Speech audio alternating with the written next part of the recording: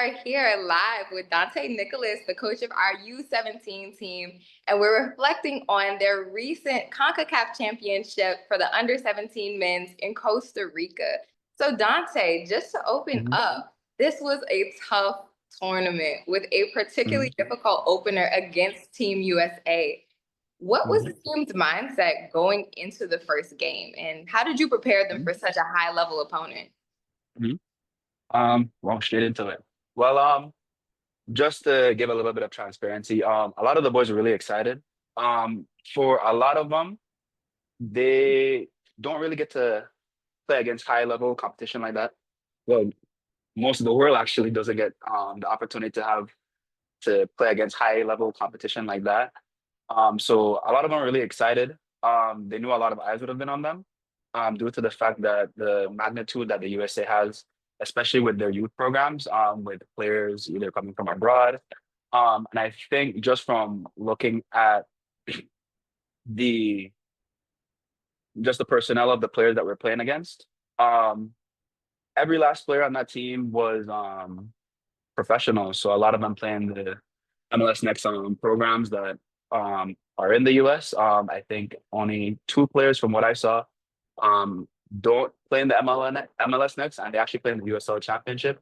So that was very interesting for them to kind of match up against. Some of them are players that have, and for lack of better words, are playing in professional levels even higher than some of our men's national team players. And so for them, I think it was really exciting just to kind of see where they match up to those kind of players.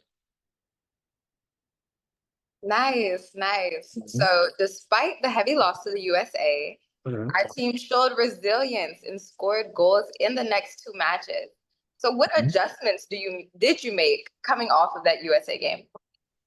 Um, Really, it was just to kind of keep the mentality there. We all kind of knew that the USA game would have been a tough one for us.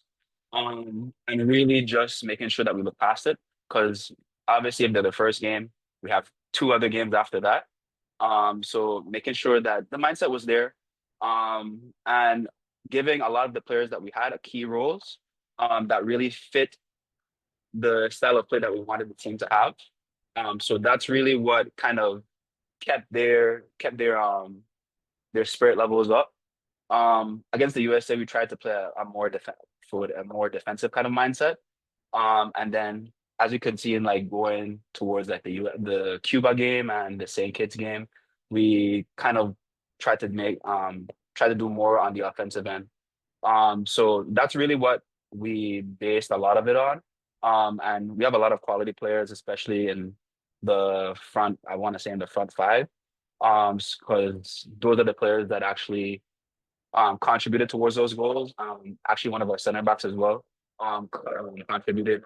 Kai William scored the first goal to open up in the Cuba game. So yeah, I mean we have quality, but it was just kind of to make sure that we're keeping their mindsets up, really feeding into them that that's not the end of the world. And it's just a learning experience for all of us. Definitely. Now, you alluded Mhm, to your performances mhm, against Cuba and St. Kitts. mhm, What were mhm. specific moments in those games that stood out to you as a coach? Well, obviously scoring goals. So that's really the big part and the real big thing that we want to really push. Just kind of looking back at the past like scores and the past results that we had in the under 17 tournaments. This is probably the first time we've actually scored in that age group. And it was really nice to hear that we got 5 goals out of it, out of the whole tournament. So it was a step in the right direction, and we let the boys know that that's really what it is. It's a development tournament. So even though it's a step up from the under 15s and it kind of has the word men's to it now, it's still we still understand that some of our boys are still in high school, some of them are still a lot of them aren't even playing college yet.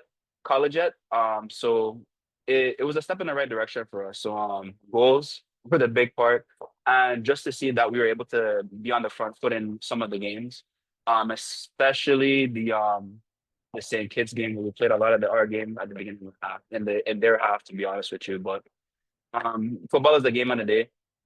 things happen. But I'm just happy that they were able to kind of learn from the experience and push forward from there. Awesome. Now, your team Hmm. did concede a lot of goals throughout the Hmm. tournament. What do you think were Yeah. your main defensive challenges, and how do you plan to address those? Um, ooh, very good question. Well, a big one for us was that we had a lot of players sick. I and the climate didn't help as well. I think that really is what played a big part in some of the rest of the league. Um, we kind of had to make a couple of adjustments that we didn't really get too many chances to train on, but we were kind of prepared on it just from the trainings that we had prior to the games. So it's something to work on for the future. But it's something we also have to prepare for because you never know what happened. Like I said, football is a game of the day. Sometimes some days people are sick, some days it's just not our game. So that's really what it is. It's just for us to come back to the drawing board, especially with that age group of boys, and just for us to kind of work on and hone in on that. Because in the beginning, for them, it's all about getting them games. So the more game experience they get, and with this tournament, it was a big help. The more game experience they get, the more that they get accustomed to the game and they adapt to it and they play at a higher level. For sure, for sure. Mhm. So, what did you learn about your players during these tournaments? And then, were there individuals who stepped up or showed promise, Mhm. even despite the results? Yeah. Um, to be honest, with that age group, you learn a lot. Just from the different personalities that they have, the different like mindsets that they have towards the game. Whereas some of them are a lot more chilled towards the game. And then as they get into it, that's when they start to kind of build into it, where maybe somewhat of my age, I'm more thinking I'm like I just want to kill people when I go out.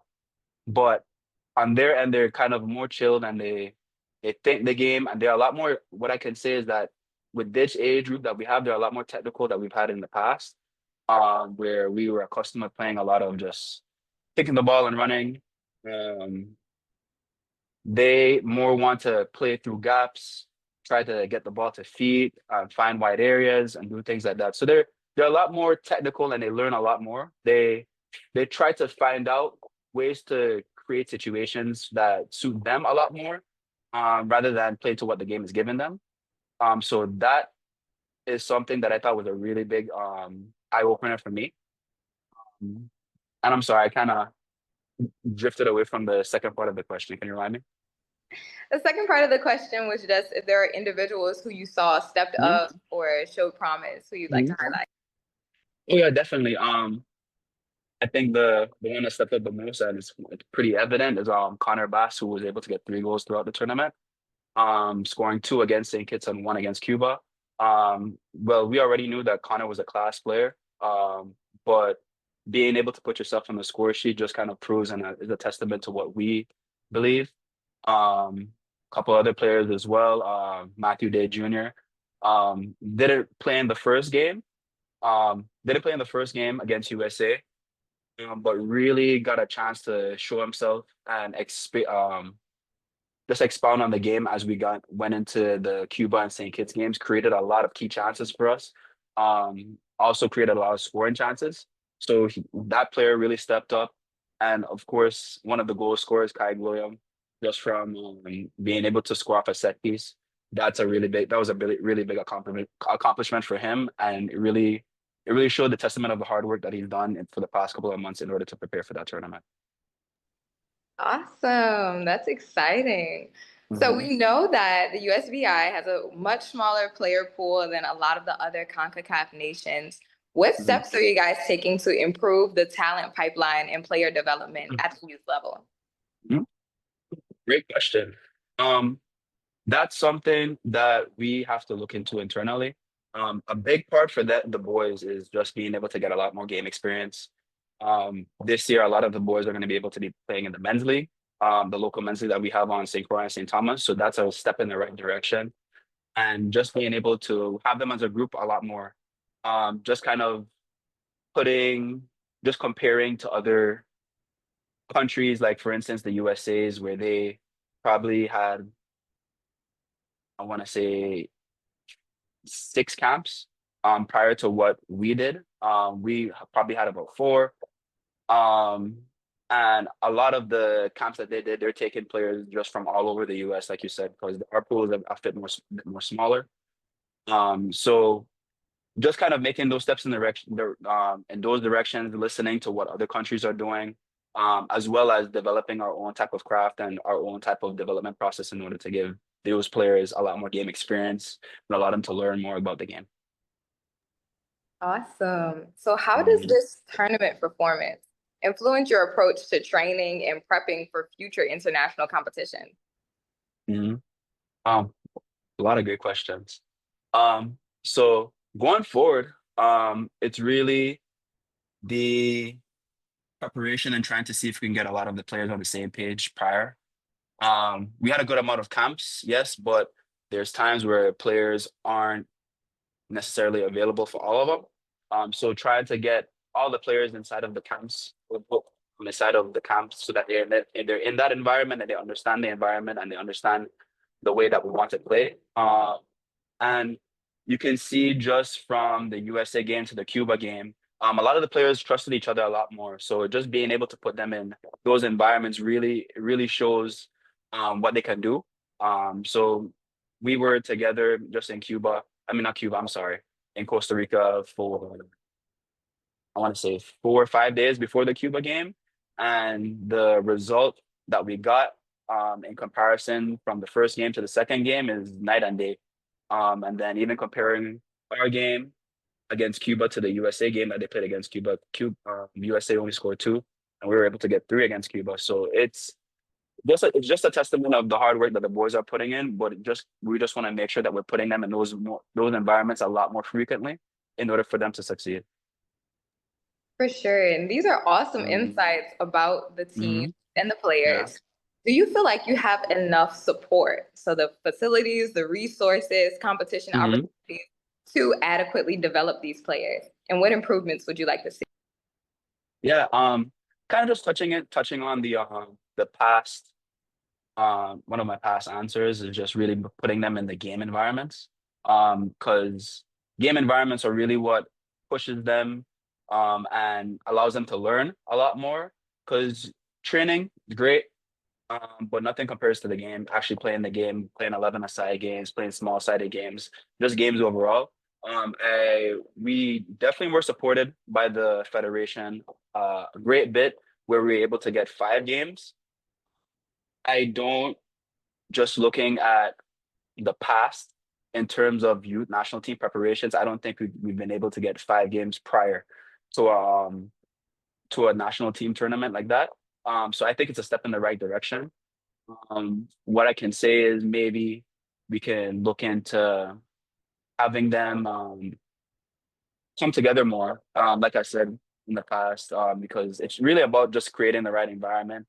And they're getting accustomed to the environment now. It's just to make sure that we hone in more on it and we're putting them in that environment a lot more frequently. Sounds like a plan. So, what are Mhm. your key takeaways from this tournament? We've reflected on a lot, Mhm. but what are you and your staff specifically using to build for the future? Yeah, like I said, development. Um, it's a step in the right direction, and you can see that that there's a lot of qualities that the players have that can take them to that next level that they want to, and they're so desired to be. It's just that they have to put in the work. Um, and so just kind of not comparing, but recognizing from the example of the US, what their kind of preparation looks like. Um, and understanding that we need to step it up a little bit. I have no shame in saying that we can provide a little bit more support to our players in that regard in terms of the training, probably a couple more camps. So but it's just to really make sure that we put them in environments and just allow them to express themselves and allow for them to learn just based off of the game experiences that they play in when we get into those camp environments and etc. Awesome. So, what is Mhm. the next step for this group of players? How do you keep them Mhm. motivated and Uh-huh. developing coming off of this Mhm. experience? Yeah. So uh good pool of the players are on St. Croix, some are in St. Thomas. Right now it's really about just allowing them to rest. A lot of them are about to start their school seasons. So we're gonna be monitoring them in that as they start the school seasons. But on St. Croix and St. Thomas, we're gonna start training.